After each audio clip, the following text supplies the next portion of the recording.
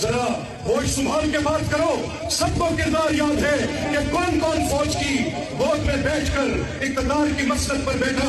مجھے نہیں بھولا وہ متحدہ مجلس عمل کا دور جب باوردی صدر منتخب کرانے کے لیے ووٹ دیتے رہے. مجھے نہیں بھولا عمران خان کا وہ سلسلہ جب 30 لوگوں کی جماعت 130 لوگوں کی بنائی گئی فوج کی جھولی میں بیٹھ کر. مولانا کے خلاف جو لوگ بول رہے ہیں وہ بھی عجیب منطق لیے بیٹھے ہیں. وہ کہتے ہیں نا چھاج تو بولے سو بولے چھلنی کیوں بولے جس میں 900 چھید. وہ بھائی نون لیگ والے بول رہے ہیں مولانا کے خلاف.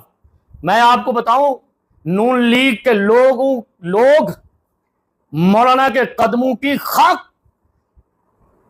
اور مولانا کے قدموں کی خاک جو لگی ہے جو انہوں نے خاک چھانی ہے زمین پہ اور ان کو اقتدار دلوایا اس کے برابر بھی نہیں ہے.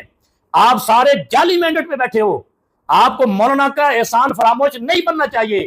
لیکن وہ چودھری اعتزاز احسن نے صحیح کہا تھا جب تم اقتدار میں ہوتے ہو تو تمہاری گردن میں سریا ہوتا ہے اور جب اقتدار کے باہر ہوتے ہو تو کسی نہ کسی پارٹی کے لیڈر کے قدموں میں گرے ہوتے ہو. کل تک مولانا تمہارے صدر تھے, لیڈر تھے, رہبر تھے اور معلوم نہیں تم نے کیا کیا ان کے لیے القابات دیے تھے. آج مولانا کے اوپر بولتے ہوئے مجھے جملہ یاد آیا چھاج تو بولے سو بولے چھلنی کیوں بولے جس میں 900 چھید. اور تمہارے اندر تو 900 سے بھی زیادہ چھید ہیں.